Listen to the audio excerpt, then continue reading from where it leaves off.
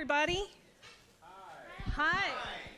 My name's Alicia Denny, and I'm the room wrangler for Reese. I actually asked for this assignment so I can hang out with her for a minute. And our Zoom wrangler is Josh Fryer. Thank you for coming to Keep Austin Agile 2025. This is the Lil Tex room. And this is the third session of the day. And with us today, we have the indomitable Reese Schmit. Indomitable. Indefatigable. I've never been called indomitable before. And she is presenting Agile systems for ADHD using Agile methods for life. Or Agile methods to create systems for ADHD brains. These were typed up late at night. Oh, no. Those were typed up from what I sent in. Okay. Don't worry, I have a disclaimer for all of you right up. So for the virtual attendees, please open the chat. This is how Josh will communicate with you and how you will get your questions to Reese at the end of the session. Reese is a trainer, an extraordinary trainer. She trained me. What? She is a coach, an extraordinary coach, and she coached me. And not least of all, she is a mom to a spectacular 8-year-old that keeps her on her toes. She's 9 now. She's 9? Yeah. And informs pretty much everything that Reese does. So without further ado, Reese Schmit. Hi, y'all. As I said, there's going to be a little bit of a disclaimer because, ADHD. So the session description, the session that was in my head in October, has evolved. Y'all just noticed the title evolved, but I want to make sure that if y'all read the description and you are here specifically to learn how to build a personal Kanban board, that you come see me after, because that has evolved out. Or better yet, go find Davel Ponchal. He is like the Kanban, freaking personal Kanban master, so go talk to him. But no, if you want to learn about that, come talk to me afterwards. But this has evolved since then. I have discovered new and better tools that work for my brain and work for my life. Have I gotten rid of Kanban boards? No, because Kanban is life, boards are life. But some things have changed. Yeah. I'm going to start y'all off with a little bit of a show of hands. Did it go? No. There we go. Show of hands. Ha. Extra credit right there. Tell him what he was raising his hand for. You owe me $30. No, just kidding. So, show of hands. Who in here has ADHD or ADD? Keep them up. Who in here is married to or partnered with somebody with ADD or ADHD? Kid, family member, anybody? Colleague, friend? They lied to you. No. Yeah, so ADHD is affected, or the humans that you know or are, have affected everyone in this room. Affected, infected, affected, whatever. But it's a prevalent neurodivergency, and I'll explain what that is here in a moment. If you didn't get to go to our friend Joseph Kennedy's squirrels, what was it? What's in squirrels? Sprints and squirrels session that just happened. He might have explained some things really well. I promise I will get to that. But yeah. So we're going to talk about not how to, which is what Joseph talked about, a lot of the how to create accessibility inside your teams.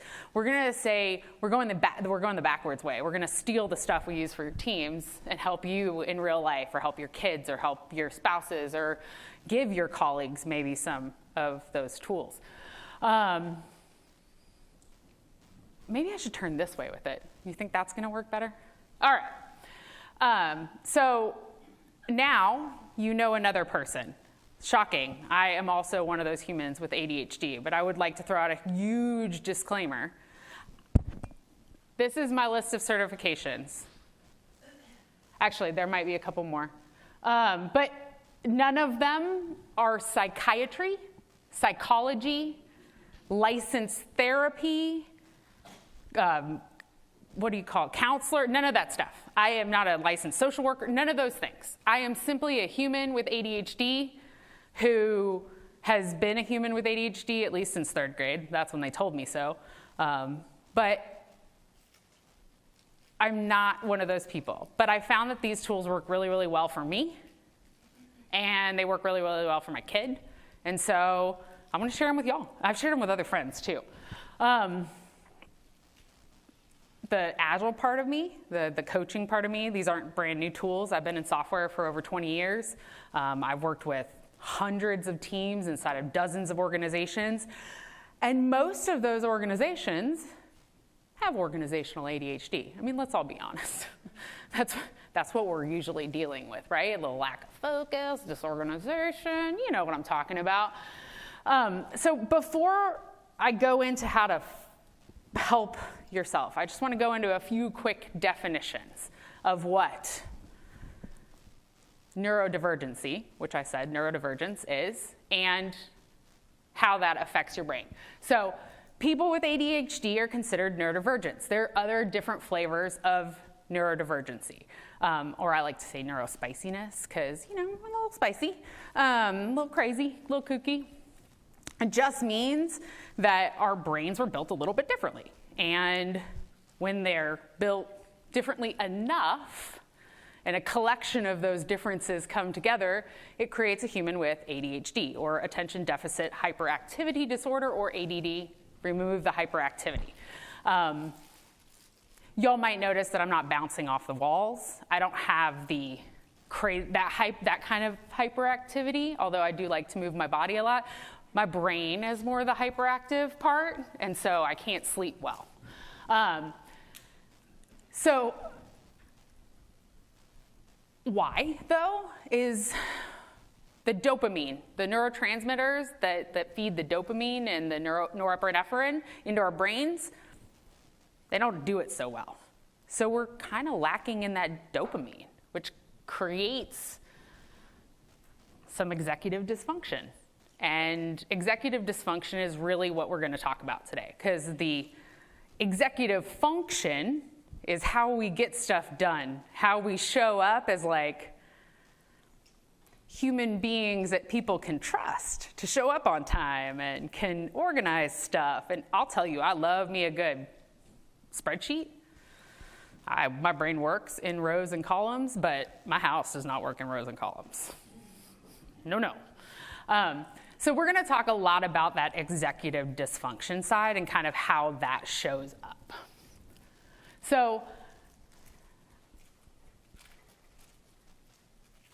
the people whose brains work this way show up in a lot of these different ways at home. Now, it is not just limited to people with ADHD. Please know that if you are struggling with some disorganization or procrastination or things like that, I am not diagnosing you with ADHD. If you see some of these things and you recognize none of these things and you're like, blank slate, I recognize it.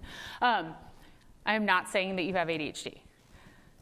Those with the brain that creates a lot of this dysfunction, we can't necessarily try harder and fix it. So you'll see a lot of these things like inattention errors. We're moving too fast and we break stuff. We're distracted. We have trouble paying attention, following. And sometimes I hate that it's called attention deficit disorder. So I'm going to tell you something. I do not have a deficit of attention. I have an excess of attention. I hear everything. I see everything. I run after and chase after everything. So it makes it really hard for me to pay attention. It makes it hard for me to remember things. It makes me hard sometimes to remember people exist if they're not right in front of me, because I have some object permanence issues. So when you see folks in your life or yourselves that are struggling with these things, it's because your brain works differently. It's not because you're a bad person, it's because your brain works differently. Yes, I would say that probably everyone in this room dislikes or wants to avoid tedious work. I physically can't make myself start it. I want to do it. I just can't start. The best way to get me to do something else is to task me with something I don't want to do. Because I will avoid it like the plague. I struggle following through with things. I struggle to get to done. Because once the dopamine wears off, it starts to become one of these.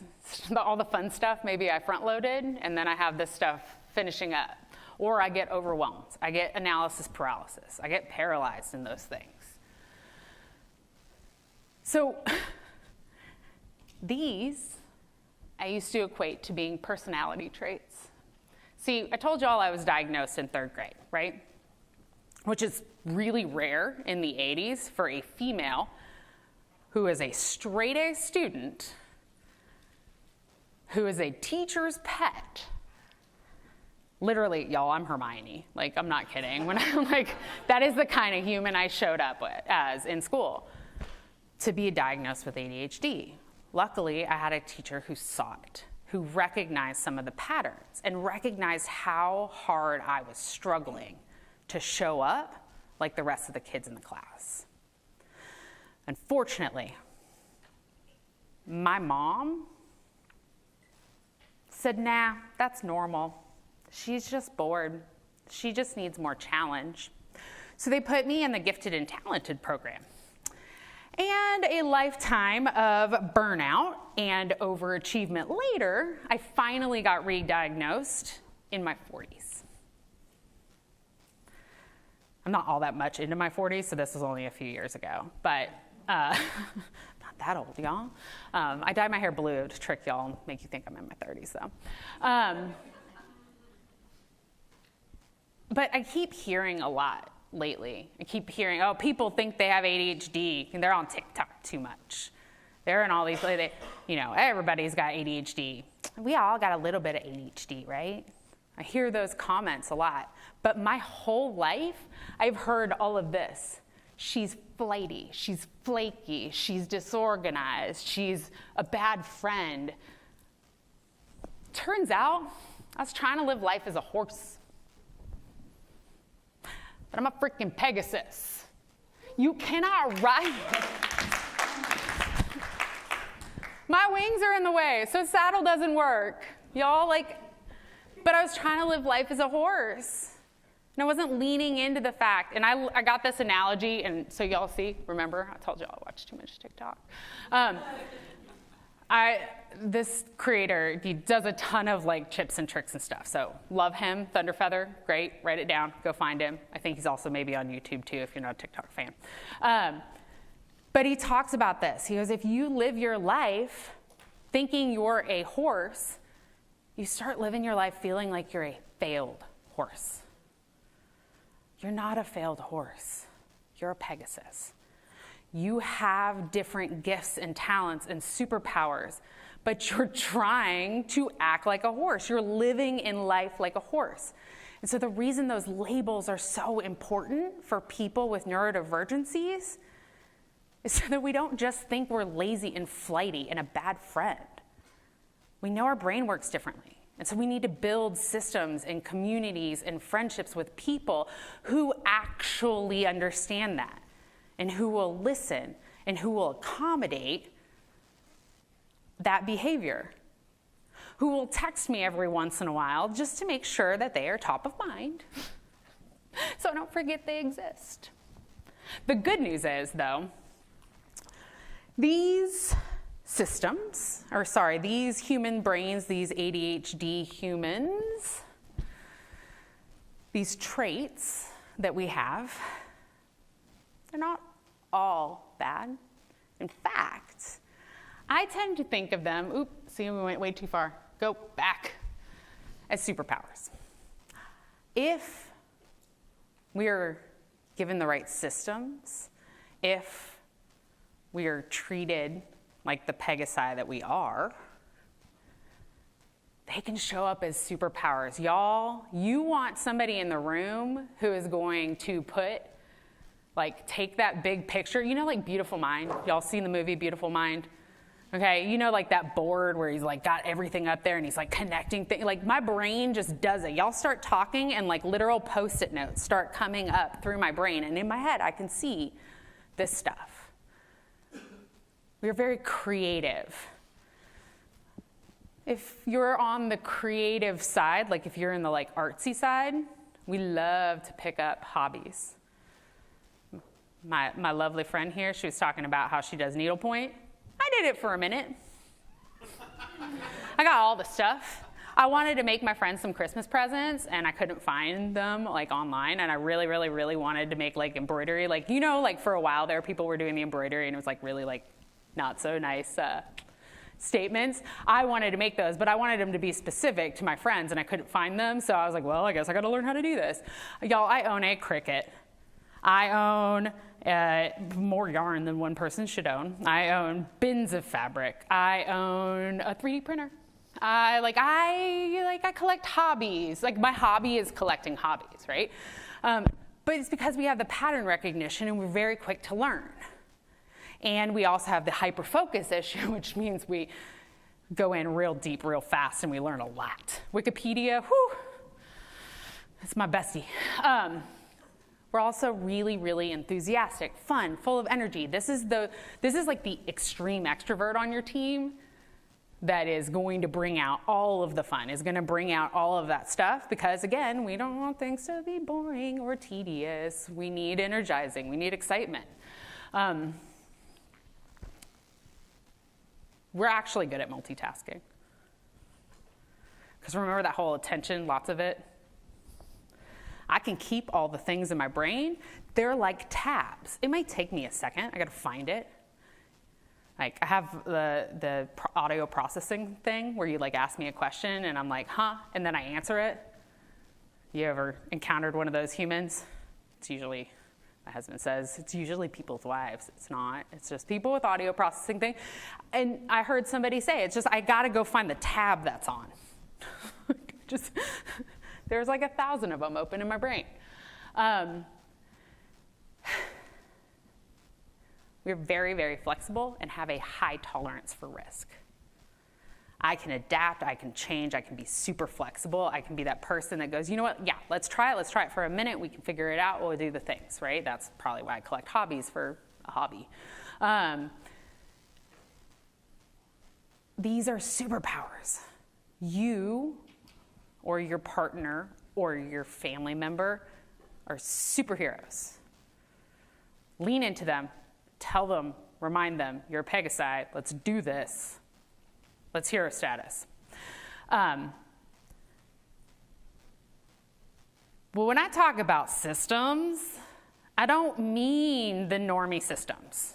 I'm gonna say those are the not neurodivergent. They're the normal, the neurotypical people. It does not mean there's anything wrong with being neurotypical. I know a bunch of y'all are. So if I say normies, it's not a negative thing. It's just my brain's like, it's like muggles, you know? Like I gotta classify in a certain way so I know who I'm, because the systems that work for muggles don't work for the Pegasi. Things like just meal prepping. Y'all, I can't, you know what meal prepping means to me? It means I did a bunch of work on food that sounded good on Sunday. It's not gonna sound good on Monday, Tuesday, Wednesday, Thursday, or Friday. And it's slightly cold. Ugh. The rice is like, ugh. No, I tried meal prepping for a hot minute. They were like, this will help with your time blindness. No, it won't. Make it ick. It'll just create Sunday time blindness. Oh God. Alicia, was it you? No, it was Wendy. Your bullet journal, man. This woman, she bullet journals. Like she has this beautiful journaling thing, and I was like, I'm gonna do that. That's gonna help me. I have so many markers, y'all. I have so many. It didn't help. Yeah, I mean, cool planners. I have tried starting earlier. That's my favorite. Like, why didn't you just start earlier? I'm like, yeah, but my talk is not until Thursday. Why would I start in March? It's not till April. Yeah, so the typical things that help to make neurotypical brains, the typical systems that we create, or the typical ways that we use to motivate aren't the same. They don't work. I've tried them, trust me. But again, I'm not a doctor, so like go talk to your therapist if you want like other systems. What I'm going to tell you though is that like the systems that we use, they work really, really well. Okay, oh no. You can't hear it. Uh-oh. Hold on, let's see what we can do. Oh, yeah. Y'all, this is going to sound a little crazy, but I'm going to play a video for you. Because this is the last TikTok, I promise. Last reference to TikTok. Okay, they're like, yeah, right. We know better. All right, let's see. Can I make the volume go up? Let's see. Oh, no. What did I do? All right, ready? Let's see. Play.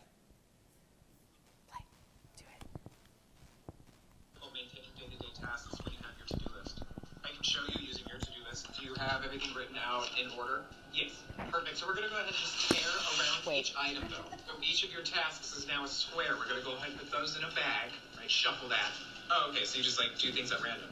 Yeah, no. If only it was that easy. So we're going to take a blank piece of paper now, do the same thing. These will stay blank. These are just, like, all the times that you can't get anything done.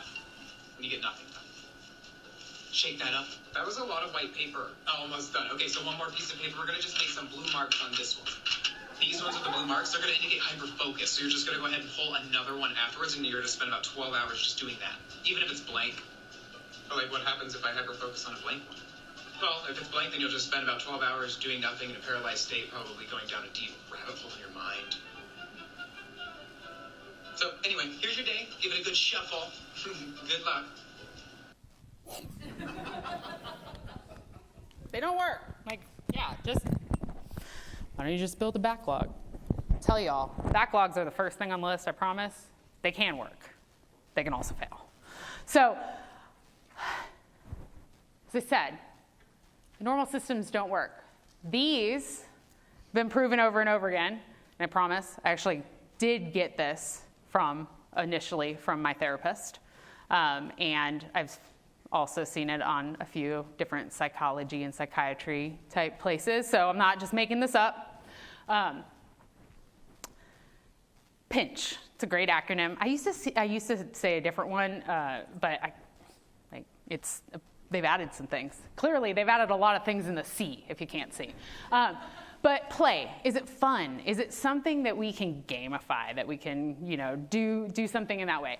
Is it interesting? Like, does it make me want to dig in and do the fun things and because it's something that's either one of my hyper focuses right now or whatever. Is it novel? Novelty, y'all. Something new, that new shiny planner. So wonderful for 4 minutes. I loved it until it wasn't new anymore. That's that whole trouble following through thing. Like once it's new, like the start of the project, I'm so excited. And then I'm like, oh, okay, we still have to do this? Why are we still talking about this? It's probably why I liked bartending rather than waiting tables for so long. I spend a lot less time. It's like quick, get in, out, get in, get out.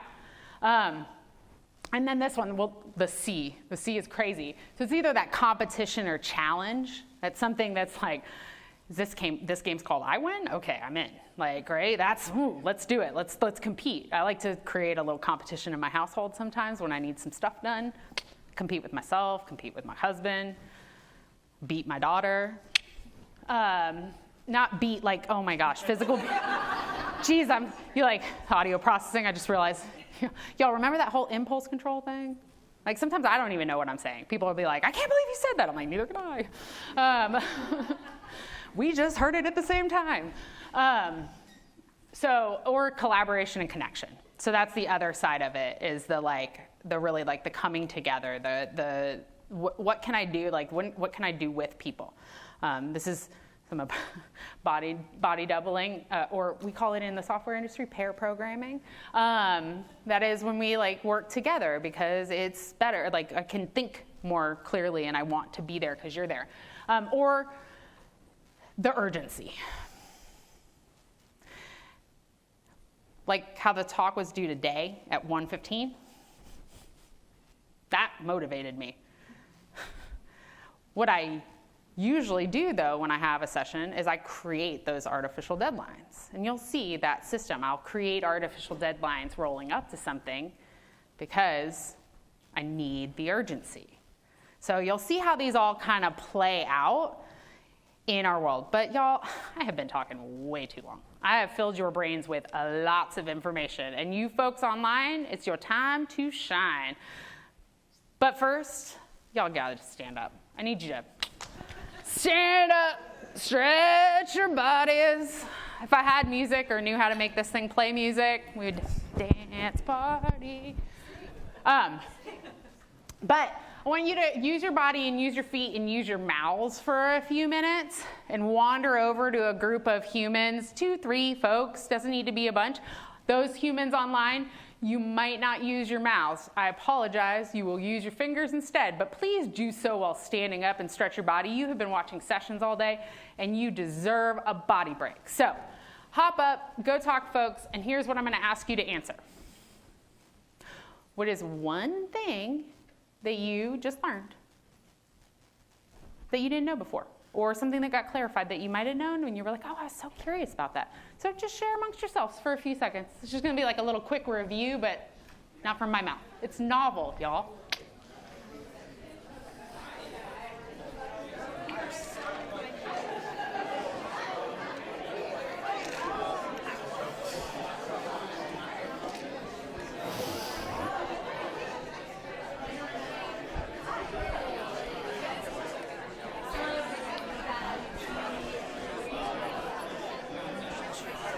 See, I'm gonna dance. Hi. Oh, perfect. Hi. Here, I'll.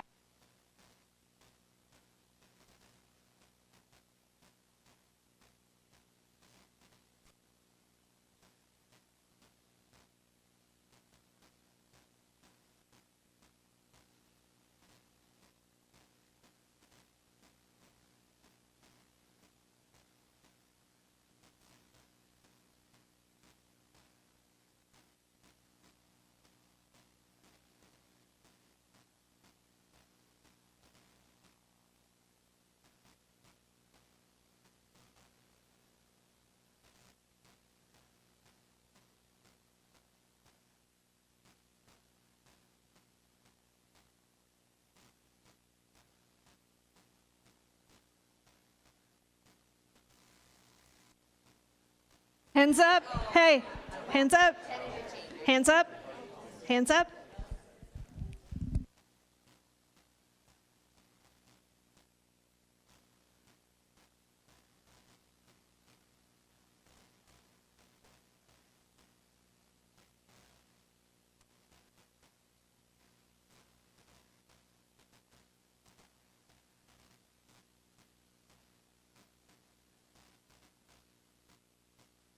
At the same time, he is hitting that ball straight on line everywhere, and I'm hitting it that way and down there.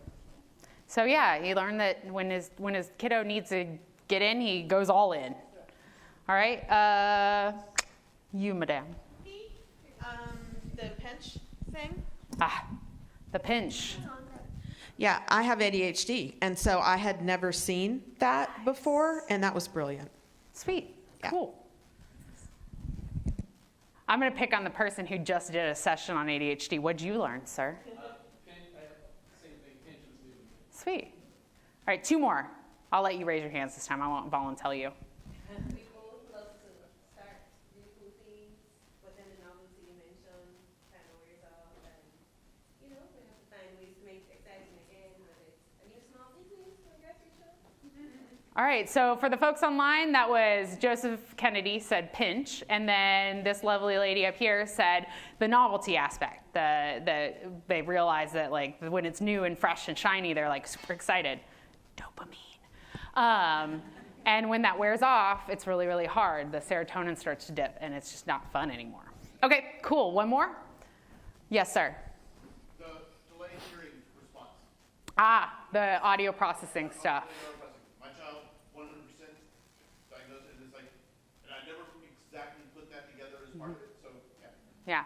There's a ton of other things. Go check Joe's presentation when it goes up, because he went into some other of the things that you see, some of the other ways that ADHD humans show up, and some of the symptoms that you don't necessarily, because they're not executive function, I didn't put them on here, and you'll see kind of some of those things show up. So go check out his. All right, you guys can sit down.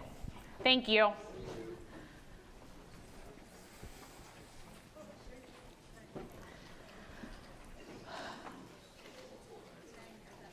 All right, so now,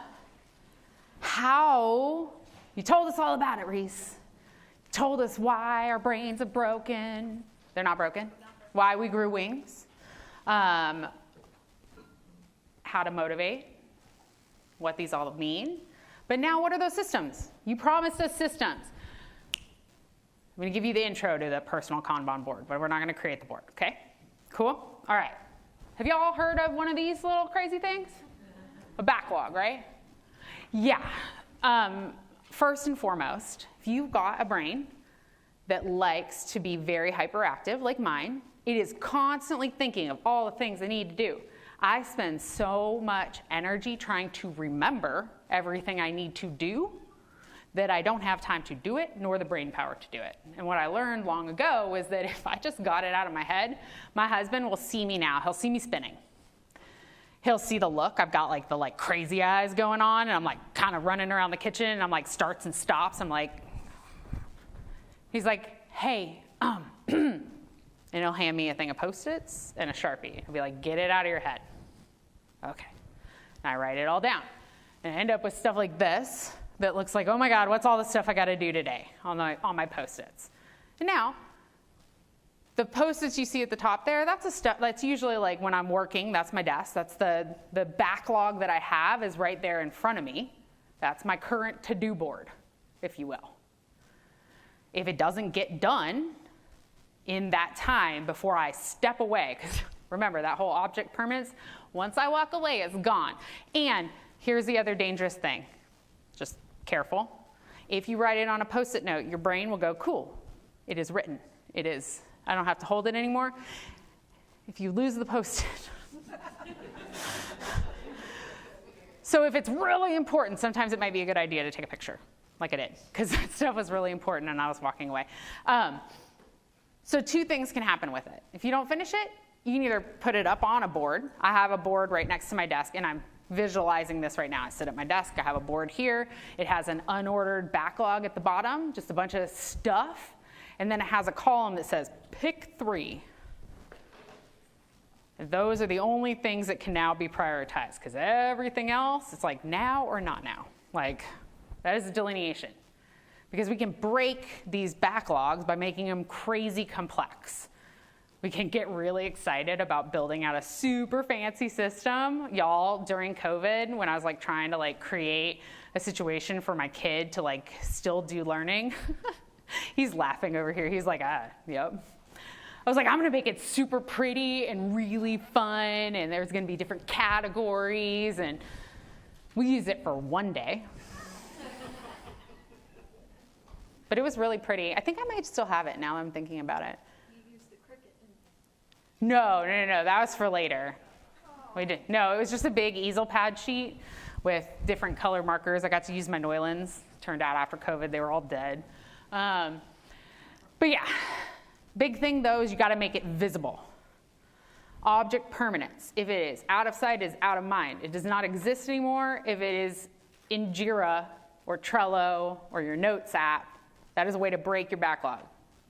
Yes, it's mobile. It goes with you. I hear you. It's great. It's wonderful. It is gone.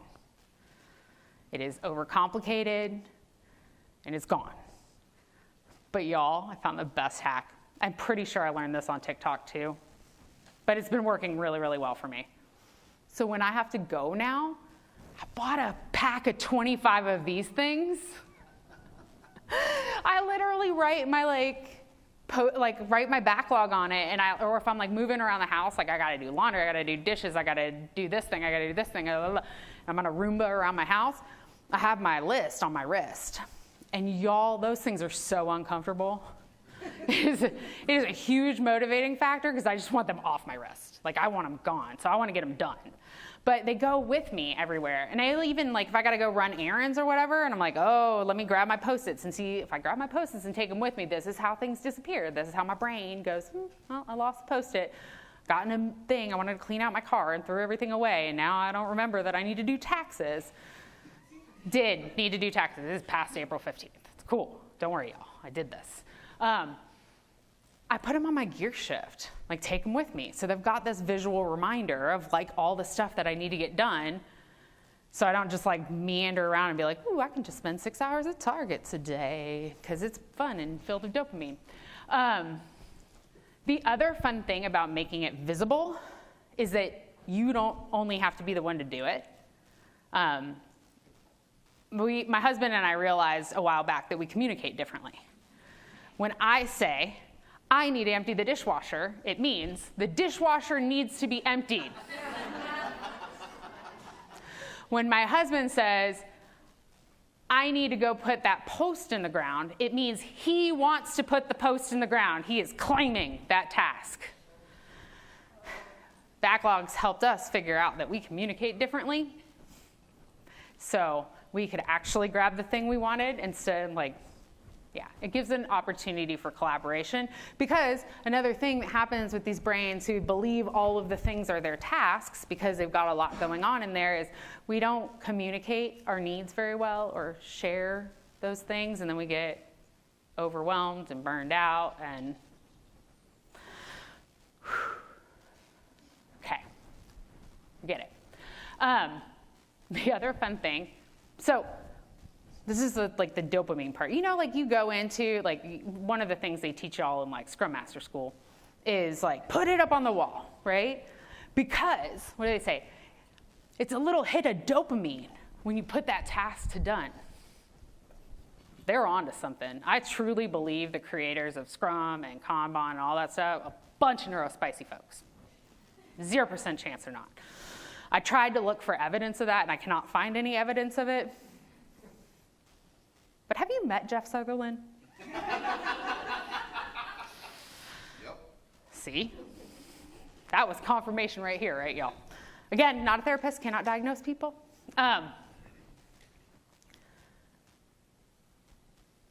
But because we are visually stimulated, sometimes we find other things to do. And it is really, really helpful for our brains to actually see those too. It's okay. Yesterday or on Tuesday, this is even just at a client site. Like they got organizational ADHD, y'all. Like, whew, their focus issues. Whew, dysfunction. We got done. We started with an agenda. We started as a checklist. And when we got to the end, we'd done about half of them. And then I wrote the other 5 things we did. And put check marks next to them too, because they were also important. Remember that whole Agile-like thing about we like discover along the way? Yeah, like, again, creators totally spicy. Because we discover along the way some of the things that we needed to do. And so oh shoot, I just remembered I need to go run by my accountant because taxes, that happened. So track the ones that were done too. Don't just, this is my backlog and this is all I can do. Now, if you are a person that like, you're really gotta focus, like it might be helpful to have that right there. I'm going to say ish. So sometimes getting to the backlog can be hard.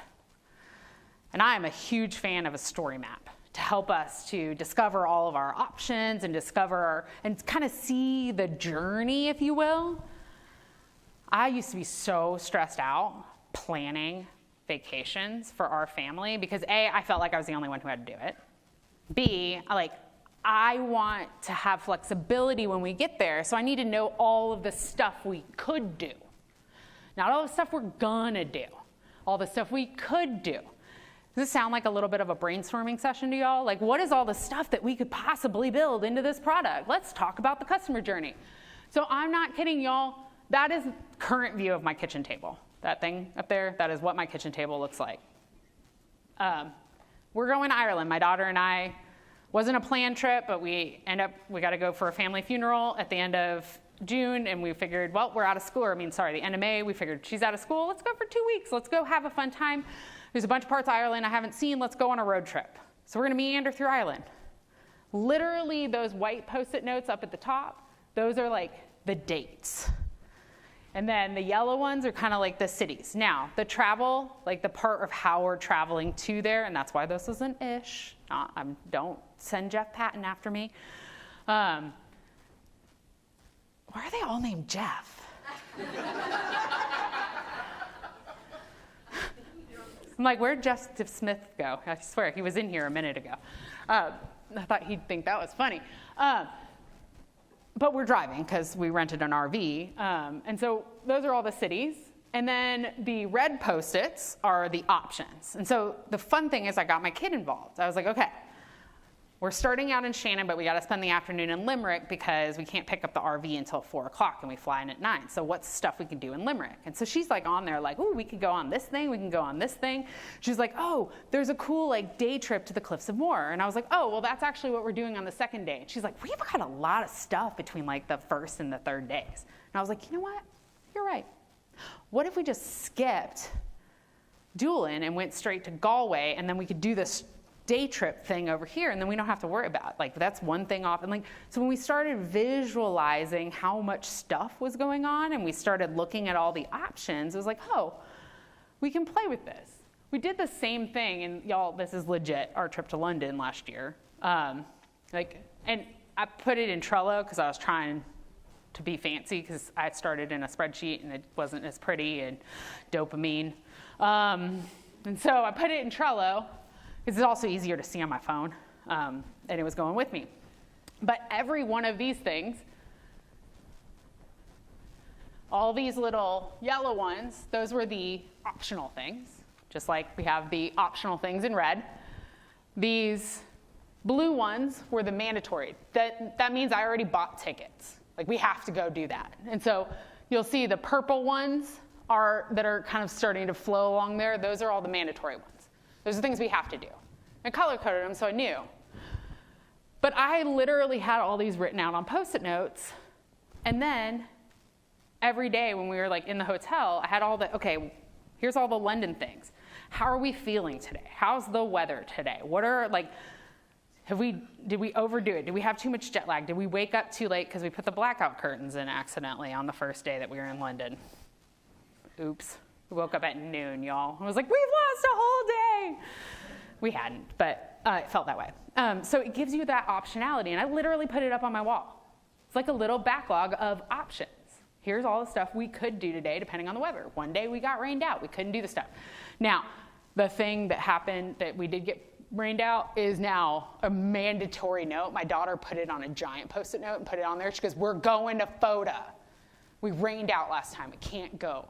I'm like, okay, all right. So that's mandatory now. But it just gives you a way to visualize and create optionality and limit that like overthinking part of it. 15 minutes? Thanks. I've been looking at that clock. It's a really nice, well-placed clock. So another thing, story splitting, breaking stuff down. That analysis paralysis is real, y'all. If it is too big, it is terrifying. Also, this gives me little hits, remember? Again, this from Master School, they told you break it down because then you get little things done and you're showing progress and your brain goes, it's done, yay, I got little things done. Break things down. If you want to think about them in kind of an invest way even, you want things to be independent. You want them to be small or sized appropriately, depending on your brain or your kiddos or whatever. And you want them to be like negotiable. You want to be able to like split them again if you need to, because maybe you can't do that right now, or you need to do it a little bit differently or something like that. So when you're breaking these things down, go there.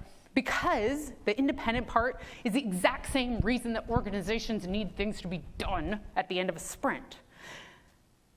We might change our mind. We might run out of dopamine. If you pull everything out of your closet with the idea that you're going to organize it and you cover your whole bed, you're going to be real mad at yourself when it's time to go to sleep because you will have lost that dopamine at some point, and now you have to clean your bed off to go to sleep, or you're going to sleep on the couch, right? So the place that I find this works best is in the tidying of my house. I am a bit of a disaster. I have all of the optimism that if I set that down now, I will do something with it later. We now have a new mantra in our house, don't put it down, put it away. It works, sort of. So when you're tidying, think about that dopamine. Think about things being independent. Do one drawer, then see how you feel. Tidy up one room. Or, y'all, this is my new favorite thing, and I learned this from a lady named Casey Davis. She's also got amazing tips and tricks, is the 5 things cleaning method. And so this 5 things cleaning method is so awesome, I'm making it bigger, okay? So you literally go through your house. And now we have a 2-story house. I usually do 1 story, 2nd story.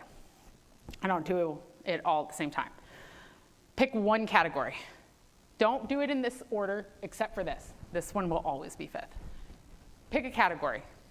Go around your whole house and pick up laundry. Just, get all the laundry, go around with the basket, put all the laundry in, go in, start a load. Then move on to dishes. Go around your whole house. So I was telling my best friend about this, and she goes, why would there be dishes around your house? I'm like, what do you mean? Why would there be dishes around your house?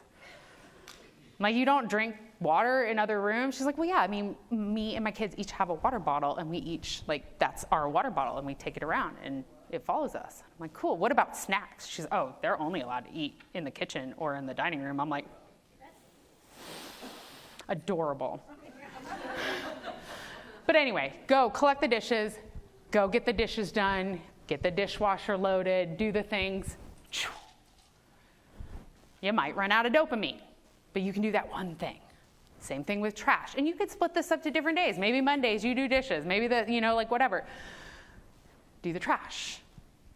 Then the 2 big crazy categories. It is the things that have a place and the things that don't have a place. Now, the things that don't have a place, man, this is where our analysis paralysis gets crazy. Doom piles are real, y'all.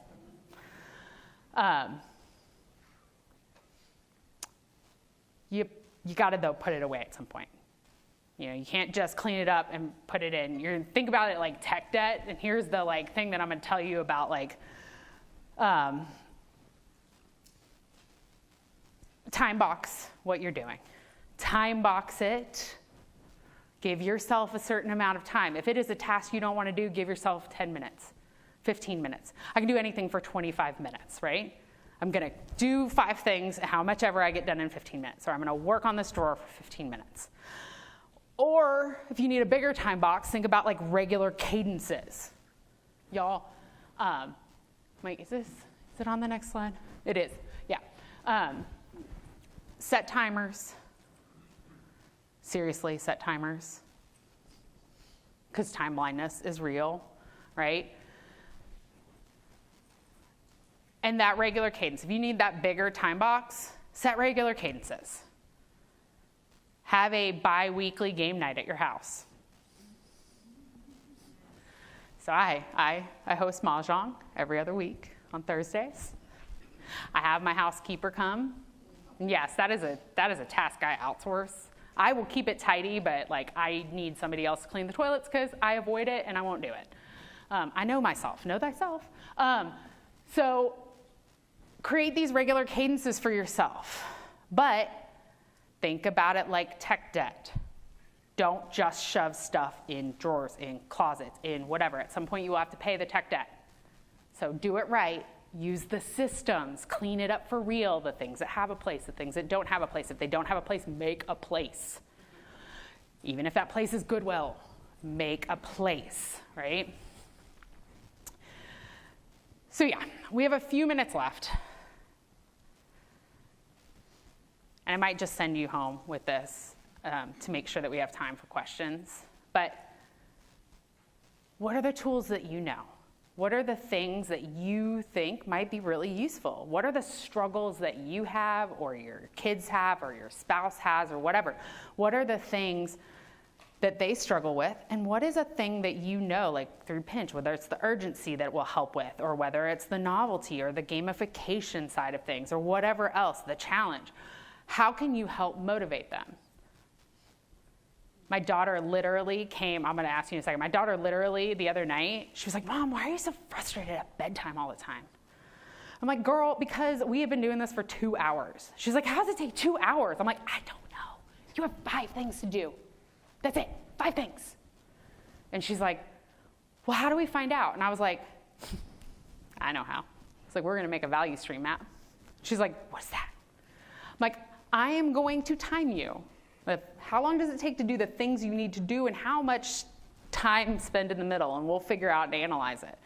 She's like, can you do it in secret though? Because if I know that you're timing me, I'm gonna speed up. And I was like, I got you. So I've been like secretly like timing these little pieces and writing down like what the average is of this thing. Our toothbrush has a 2-minute timer on it. Somehow it takes her 5 minutes to brush her teeth. I don't understand. But what are some of the tools that maybe you can think of that might help? Then you had your hand raised. So the 3 of us, it's me and my 2 kids, we're tapped out. Here, hold on 2 seconds. Alicia's going to hand you a mic. It's already on. So myself and my 2 kids who all have ADHD, we're tapped out at the end of the day. We're done. We have nothing left. And in the morning, we're squirrels. Just all over the place, we're squirrels. So we have learned to lay everything out the night before, even though it's boring, and then have a routine written down that we follow in the mornings. But we do kind of what you were talking about. We'll get lost in one part of the routine, and then it's like, look, we got 4 other things to do. We can't just focus on washing our hair. We've got 4 other things we need to do too. So it's a double-edged sword, but I just know that at the end of the day, we're all going to be tapped out. We're going to be grumpy. We're going to be done. It's best if we just not do anything at the end of the day. Yeah, absolutely. It's so hard. Anybody else want to share one that you can think of? Yes, ma'am. All right, we're going to make Alicia run. Run, run, run, run, run. Or I'll just hand you my mic. I might be closer. Sweet. So my kiddo needs things to be fun, and I need things to be organized. And he would come home every day and stuff his socks into the couch, or take them off in weird places. And then Like the I can't pair kitchen table? socks, and we're just buying lots of socks. And we're all very frustrated in the morning when we don't have socks. So I put a basketball hoop on the back of his door with a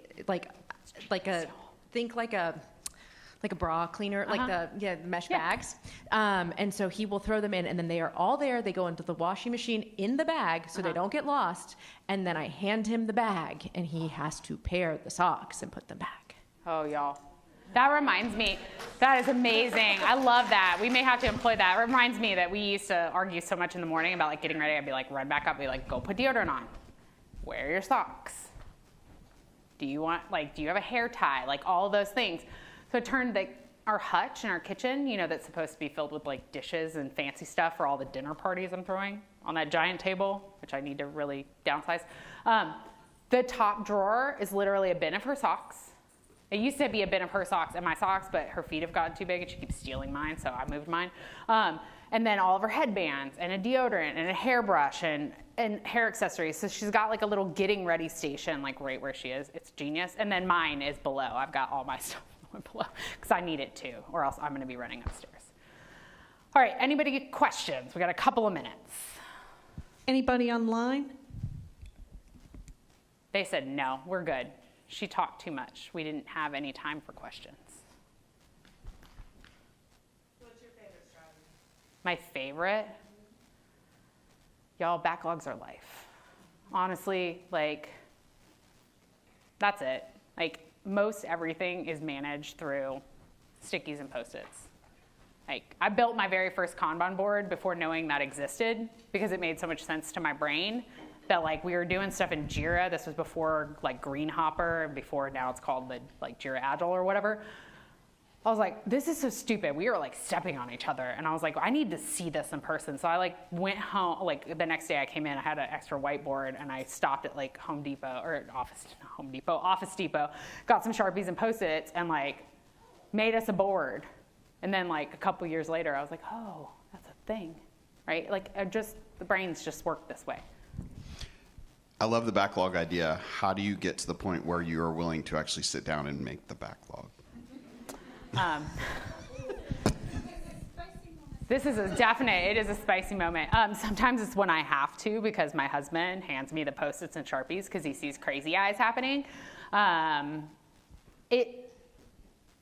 Just like I don't want a team or a product owner to spend hours churning out a backlog because that's work, that's waste. If we're never gonna do it, it is like one of those, it's necessary. Hey, today I need to focus. I have a lot going on. If I can't sleep, I probably need to make a backlog. Like if I can't, I used to do yoga every single night before bed, and if I couldn't get into it, if I couldn't like start off and get my breathing time, like start to get breathing, I realized my head was too busy, and so I would just get it out. It's those times when your body tells you either you're ping-ponging around, you're Roombaing around, you're just like unfocused. It's like maybe you need to focus yourself. Maybe you need to visualize all the stuff you need to get done and then prioritize it. Like say, what are the 3 things I have to do? Yes, I really want to do that cool, make that t-shirt that says something about banning books. But maybe today I should get my taxes done. Yes, ma'am? What do you do with your tech debt? Like, how do you keep that in your life? I mean, like, do you know what I mean? Yeah. She said, what do you do with your tech debt? So funny enough, I use that as a real example because we had some doom closets, like legit doom closets. And then we got new carpet. And do you know what else they carpet? The freaking closets. I had to pay that tech debt back badly because my cadences for a while were too short. I had family dinner scheduled every single Sunday night, and my aunt was like really, really retentive about any mess. And so I was like, I would just go through the house, just every drawer and cabinet had something so that surfaces were clear. But it created a lot of tech debt, and it came due at some point. When you can't close the drawer anymore, you know the tech debt has come due. I currently have a drawer that won't close in my kitchen. I know, there's a ton of cords in there. They need to go. They're probably for things I don't even own anymore. But like, again, sometimes life will force you to make them come due, or sometimes your kid will. Like during spring, I don't know where she got her idea about spring cleaning, but like my 9-year-old during spring break this year, every day, can we spring clean a drawer? Can we spring clean a thing? Can we spring? I was like, okay. Make it a game. I like to habit stack too. I forgot to tell you all this. Habit stacking is like one of my favorite things. If you don't want to do a thing you like on top of it. I will get really into a TV show, and I'm only allowed to watch the TV show while I'm folding laundry. Y'all, I really want to finish The Residence, but I was out of laundry. It's so good, and I can't. I still have like 4 episodes left because I was out of laundry. But y'all, I have like 3 loads. I'm so excited for tomorrow. I'm watching so much Residence, right? And like, so you like you stack, and that's Adam Grant talks about like make it stick, or not make it stick, something about habits, but yeah, habit stacking, magic stuff. I need to make it interesting because I'm gonna avoid the task I hate. So put them together. What does that look like? I think we're out of time. Reese, thank you so much. Ladies and gentlemen, Thanks, y'all. I need to ask 2 things. Go ahead. Yeah, do these things. Most importantly for the Keep Austin Agile folks is do this so you can leave feedback because they really, really find that Okay, important. take out your name. Oh yeah, it's tag. also on the back of your name badge. The QR code's at the bottom. If you didn't do this for sessions before this one, you can do them all, but please don't forget, out of sight is out of mind. So big fun things though, if you like sessions from a bunch of nerdy people with lots of big brains that do Agile things. The Agile Network just started up about a year ago. It's super cool. If you would like to, here, let me get out of the way so you can take a picture. If you would like to get on there, I have a 33% off discount code, so like, use it. It's that. So just take a picture of this. Please add me on LinkedIn, but tell me how you met me, or I might be like, what is this person?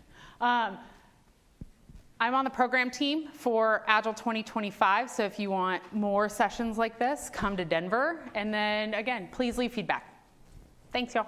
And if you got Post-its and Sharpies, if you'll just leave it at the end of your Bring them down table, this way. they all belong to Reese, and we want to get them back to her. Thank you, guys.